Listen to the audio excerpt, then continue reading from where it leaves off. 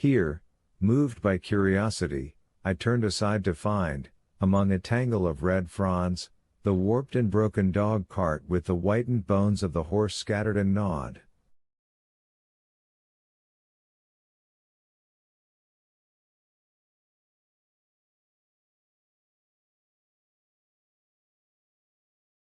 For a time I stood regarding these vestiges.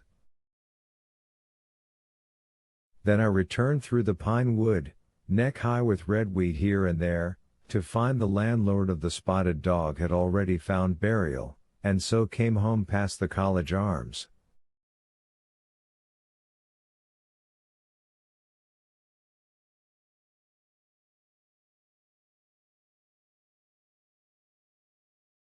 A man standing at an open cottage door greeted me by name as I passed. I looked at my house with a quick flash of hope that faded immediately. The door had been forced, it was unfastened and was opening slowly as I approached. It slammed again.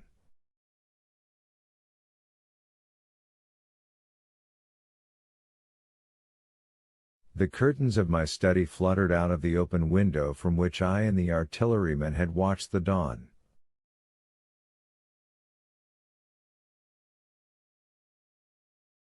No one had closed it since. The smashed bushes were just as I had left them nearly 4 weeks ago.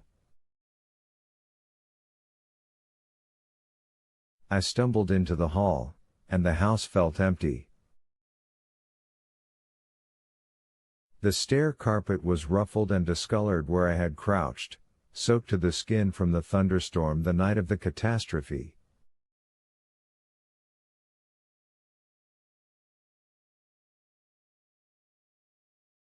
Our muddy footsteps I saw still went up the stairs.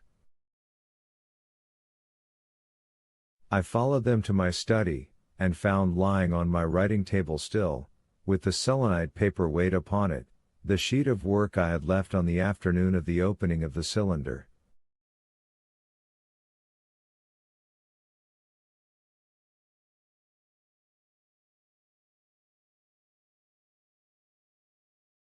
For a space I stood reading over my abandoned arguments.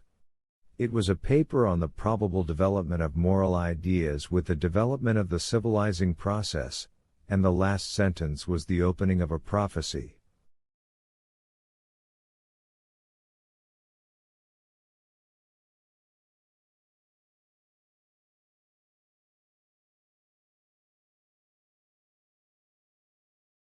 In about 200 years, I had written, we may expect, the sentence ended abruptly.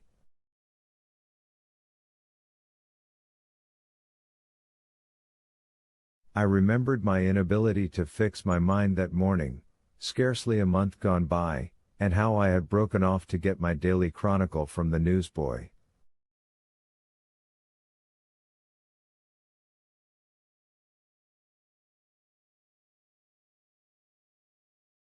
I remembered how I went down to the garden gate as he came along, and how I had listened to his odd story of men from Mars.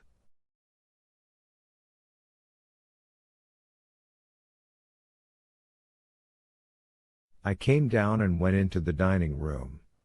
There were the mutton and the bread, both far gone now in decay, and a beer bottle overturned, just as I and the artilleryman had left them.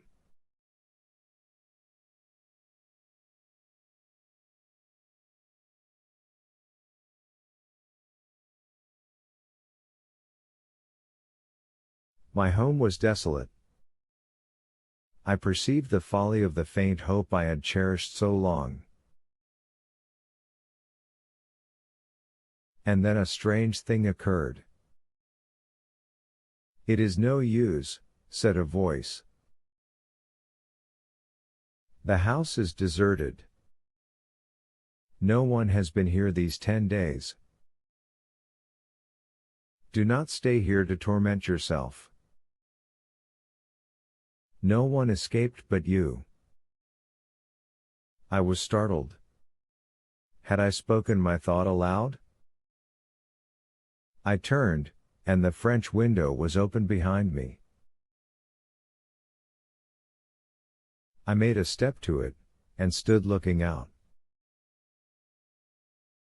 And there, amazed and afraid, even as I stood amazed and afraid, were my cousin and my wife white and tearless.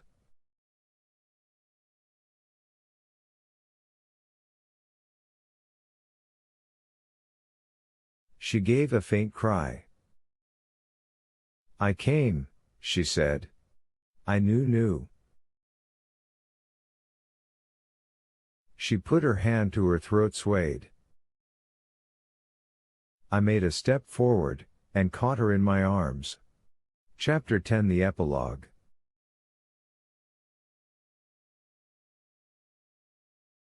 I cannot but regret, now that I am concluding my story, how little I am able to contribute to the discussion of the many debatable questions which are still unsettled.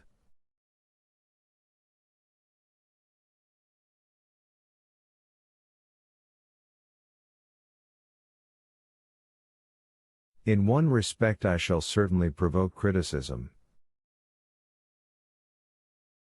My particular province is speculative philosophy. My knowledge of comparative physiology is confined to a book or two, but it seems to me that Carver's suggestions as to the reason of the rapid death of the Martians is so probable as to be regarded almost as a proven conclusion.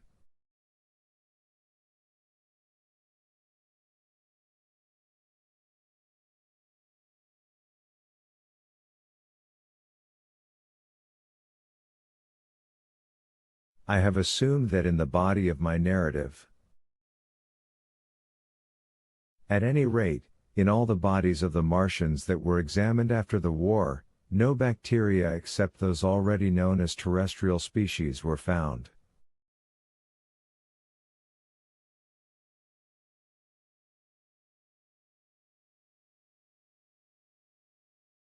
That they did not bury any of their dead, and the reckless slaughter they perpetrated, point also to an entire ignorance of the putrefactive process.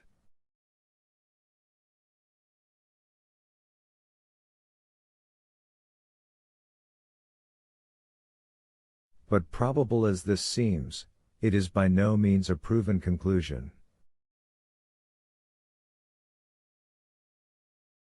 Neither is the composition of the black smoke known, which the Martians used with such deadly effect, and the generator of the heat rays remains a puzzle.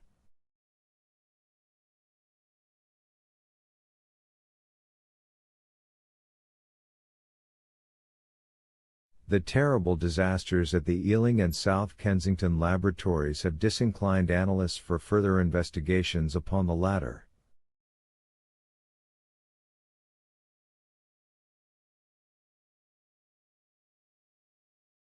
Spectrum analysis of the black powder points unmistakably to the presence of an unknown element with a brilliant group of 3 lines in the green, and it is possible that it combines with argon to form a compound which acts at once with deadly effect upon some constituent in the blood.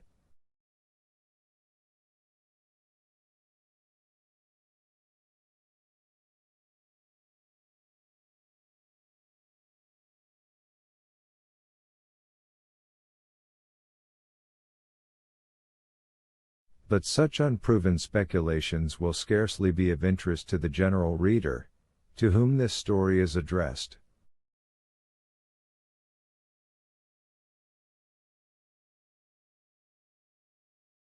None of the brown scum that drifted down the Thames after the destruction of Shepperton was examined at the time, and now none is forthcoming.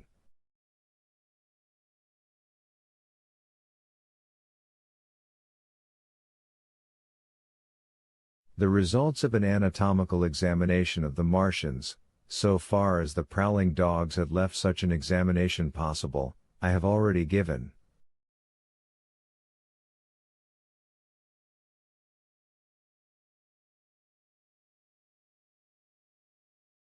But everyone is familiar with the magnificent and almost complete specimen in spirits at the Natural History Museum, and the countless drawings that have been made from it, and beyond that the interest of their physiology and structure is purely scientific.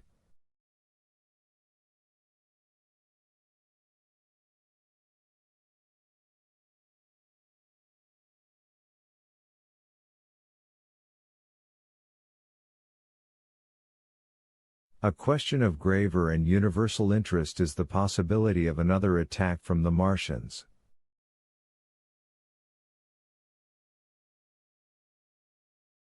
I do not think that nearly enough attention is being given to this aspect of the matter.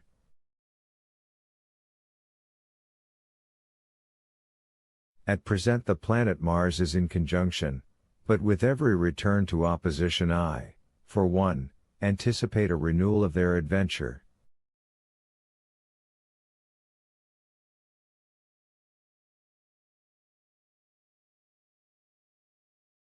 In any case, we should be prepared.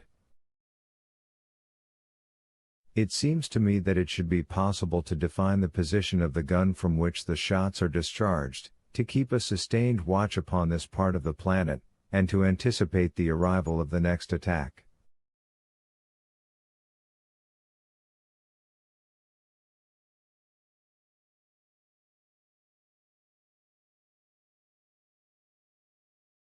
In that case the cylinder might be destroyed with dynamite or artillery before it was sufficiently cool for the Martians to emerge, or they might be butchered by means of guns so soon as the screw opened.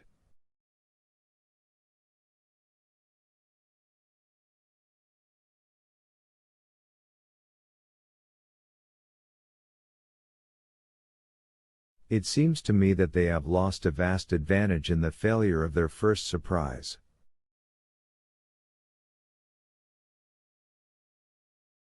Possibly they see it in the same light. Lessing has advanced excellent reasons for supposing that the Martians have actually succeeded in effecting a landing on the planet Venus.